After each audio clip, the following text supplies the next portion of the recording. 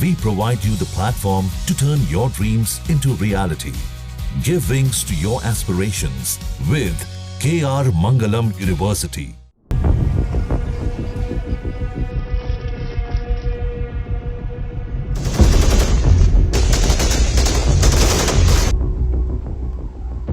पहलगाम में हुए आतंकी हमले के बाद से भारत लगातार पाकिस्तान के खिलाफ कड़ा रुख अपना रहा है और पाकिस्तान में बैठे नेता और मंत्री इससे बौखलाकर बेवजह के बयान दे रहे हैं, जिससे खुद उनका मजाक हर जगह उड़ रहा है।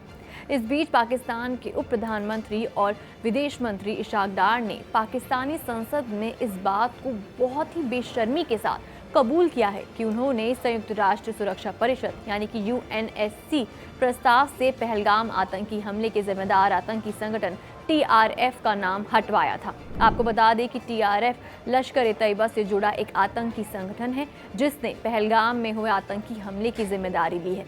सबसे बड़ी बात यह है कि भारत ने पहलगाम हमले के लिए टीआरएफ को जिम्मेदार नहीं ठहराया था, बल्कि खुद टीआरएफ ने हमले की जिम्मेदारी ली थी। इसके बावजूद पाकिस्तान ने यूएनएससी की ओर से भेजे गए प्रस्ताव से टीआरएफ का नाम हटवाया है। बता दें कि पाकिस्तान फिलहाल यूएनएससी के 10 सदस्यों में शामिल है जो 2-2 साल के लिए चुने जाते हैं। संसद में बोलते हुए इशाक डार ने कहा कि यूएनएससी की ओर से पहलगाम में हुए आतंकी हमले से जुड़ा एक निंदा प्रस्ताव आया था और उसमें सिर्फ पहलगाम का जिक्र था, जम्मू कश्मीर का नहीं। इस पर पाकिस्तान की ओर से आपत्ति जताई गई। पाक विदेश मंत्री ने कहा, प्रस्ताव में टीआरएफ को इस हमले के लिए जिम्मेदार ठहराया गया था। पाकिस्तान को ये प्रस्ताव मंजूर नहीं था और हमने बदलाव किए बगैर प्रस्ताव पर साइन करने से इनकार कर दिया। इशाक डार ने कहा कि हमने यूएन में अपने स्थायी प्रतिनिधि से कहा है कि आप इस प्रस्ताव का विरोध करें और पहलगाम के साथ जम्मू कश्मीर का नाम लिखवाएं, साथ ही टीआरएफ का नाम प्रस्ताव से हटवाएं। इशाक डार ने दावा करते हुए कहा कि इसके बाद कई देशों से उनके पास फोन आए और कहा गया कि आप प्रस्ताव को क्यों बदलवा रहे हैं, लेकिन पाकिस्तान अड़ा रहा और प्रस्ताव को बदलवाया।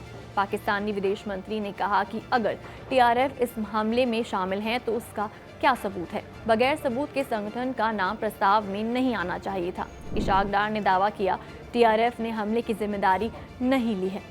जानकारी के मुताबिक मंत्री अपने बयान में आतंकी संगठन को बचाने की पूरी कोशिश करते हुए दिखे।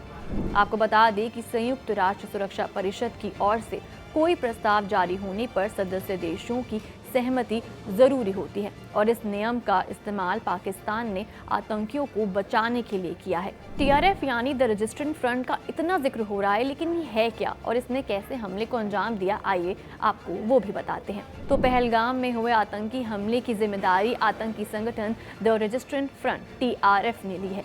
ये संगठन लश्कर ए तैयबा से जुड़ा हुआ है। टीआरएफ ने इस हमले के लिए अपने खास टेरर मॉड्यूल फॉल्कन स्क्वाड की मदद ली थी, जिसे बेहद खूंखार माना जाता है।